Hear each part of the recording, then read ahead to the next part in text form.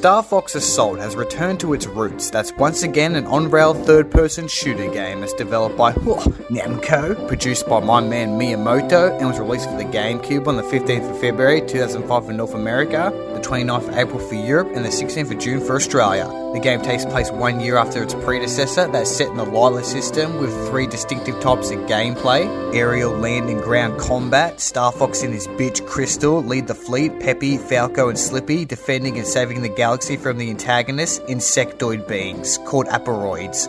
I'll explain later.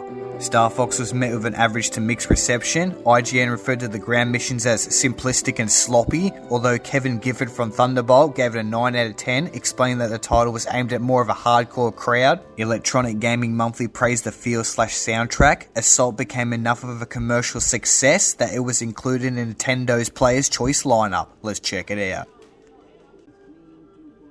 Well, I'll tell you what, it's great to have the old formula back. The players are getting treated to the on-rail shooting mechanics found in previous installments, and I'm not talking about adventures. Power-ups make a return with bombs and weapon upgrades, and the graphics very nice, although the colour scheme is a bit dark and dull. The first mission is a basic tutorial introducing the game's plot, characters and setting, and the game's antagonist, which I'll explain.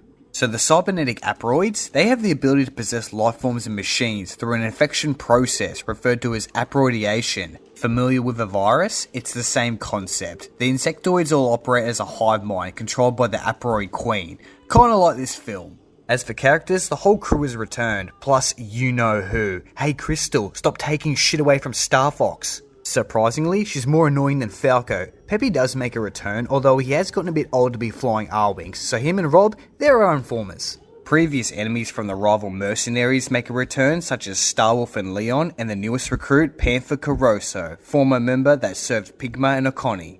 Right, I'm getting a bit off track. How do you defeat the Aporoid? Shoot its wings, it's easy. Also, not a fan of the user interface, the 64 is better. Defeat the moth scum and you'll complete the mission.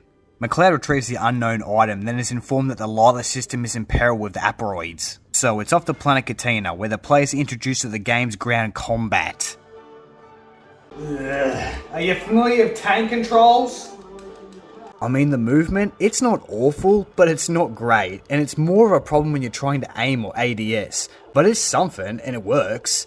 The shooting is still somewhat fun. We then have to locate 2 distress signals throughout the area. Fox is a little outnumbered, so Peppy drops in a Landmaster. This beast is where it's at. Just like the other titles, you can hover, boost, shoot and roll, which is good to see. I'm also loving the game's tunes, like listen to some of this. Sounds epic and adds a lot of suspense throughout the levels. It's composed by Yoshi and Yoshinori, and there was also a soundtrack that was released in 2005, produced by Nendori Music.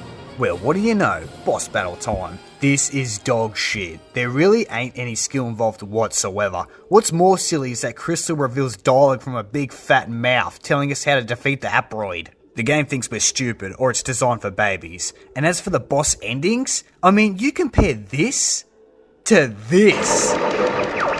No. And he's done, bitch. Yeah, the difference is night and day, and leaves the player underwhelmed and very impactless. It's fucking weak. Anyways, McLeod then stumbles upon Pigma that swoops in and steals the memory core. Further, dialogue reveals that our heroes must track down the damn thing, as it holds the Aporoid homeland location. So it's off to Sargasso Space Zone, where we kill more enemies on foot whilst doing laps of a bland, boring area. It's the same shit you did before.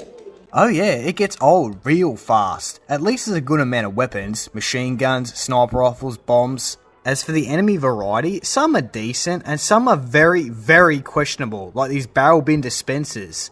Okay? Fox finally reaches the top of the hideout. We're then informed that our arch enemies are outside, and finally another on-rail segment. And all range mode, baby. This means you can perform loops, boosts, and reversal flips, and I was really starting to enjoy this, but it only goes for about 5 to 10 minutes, and that's if you suck at it, like me. Take out Wolf and his team and you'll pass the mission. Wait, what? We didn't kill them? Yeah, just ignore the previous screen that established that they were destroyed. Starwolf then rants about how this is not the end and that he'll be back. Panther then goes on to hit on Crystal. Oh yeah, you know what Star Fox does? He lets them all go. What a pussy.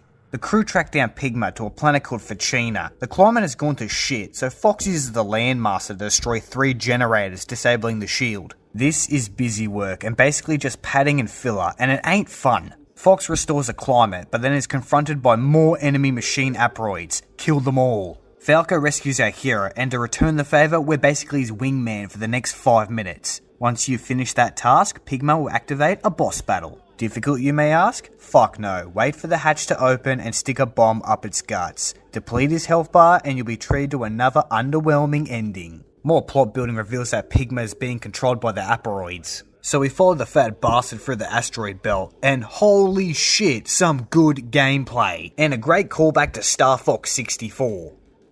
Yeah, this is a lot better.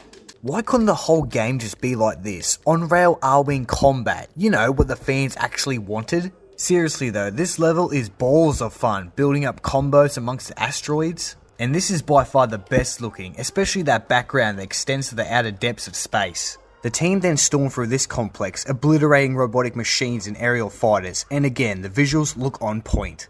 Fox heads down a tunnel before popping out on the other side. We find Pigma. It would appear that he's become one with the giant aperoid. It's boss battle time. It's a 2-stage fight, and it's decent. Destroy its tentacles, one by one. Second phase, shoot Pigma's face. Difficult? Not quite. Enjoyable? Yeah, somewhat. Star Fox defeats the aperoid, and with a cutscene explosion. Awesome. We then get sidetracked, again to Planet Sauri, aka Dinosaur Planet. Apparently it's been attacked by enemy respawning hatchlings. The mission gives the player the option of all 3 types of gameplay, but majority of it is done on foot or with the Landmaster. I guess it's good for some variety, but I got bored pretty fast. You also don't take full damage.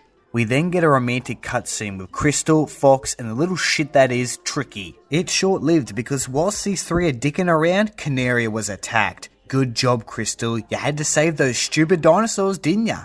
McLeod has to snipe several floating aperoids. Now there's a lot of ground units that'll be hassling you out. Switch off, ignore it, and shoot the targets. Star Fox is then surrounded, and guess who saves the bloody day? It's Wolf. Are you kidding me? We then decimate more enemies from the side of his R-Wing, and then suddenly, oh dear god, it's General Pepper and his Mobile Suit Gundam. They've been possessed. Sadly, you gotta take him down, and I'll give the devs some credit, this is actually challenging. The General then explodes, and what do you know, Peppy goes in to save him. You know, the old fart that's our informer. This whole segment made me smile. Seeing the relationship between Fox and Wolf, friends and foes, putting aside their differences for the greater good. With Corneria safe, our heroes embark on their next journey. Valentino then explains that he's found the homeland location, and he has a secret weapon. We then have to bide some time defending the orbital gate from enemies and missiles. And yes, more on-rail shooting. No complaints at all about this stage, I found it entertaining enough. Short, sweet and simple, I like it.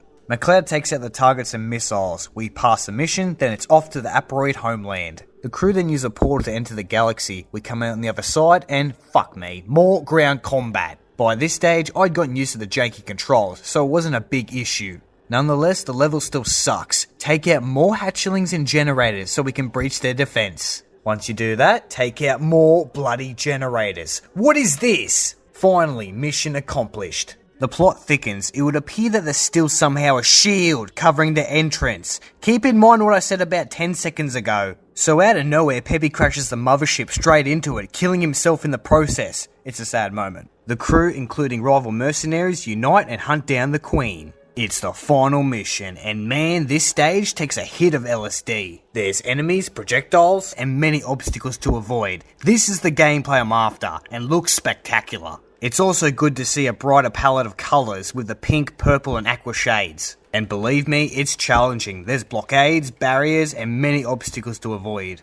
After many twists and turns, the team find the Queen. Oh, it's on. And boy, is there a lot of spamming involved in this one. The aperoid will spin, shoot the particles to reveal the weak spot. Her health does regenerate, but still, this is extremely easy. We begin phase 2 and 3, and Jesus, at this point the game becomes a psychedelic trip. But don't let it distract you, just keep shooting. Star Fox delivers the final blow, killing the Queen and ending the aperoid scum. The players then treated to a celebration cutscene, and hallelujah, Peppy the old fart, he's still alive. My thoughts on the title, I initially hated it, but the game has grown on me through its story-driven characters and plot. There's no doubt that this could have been so much better, but it's still a great game and deserves the title of being the 4th entry in the mainline series. Thank you.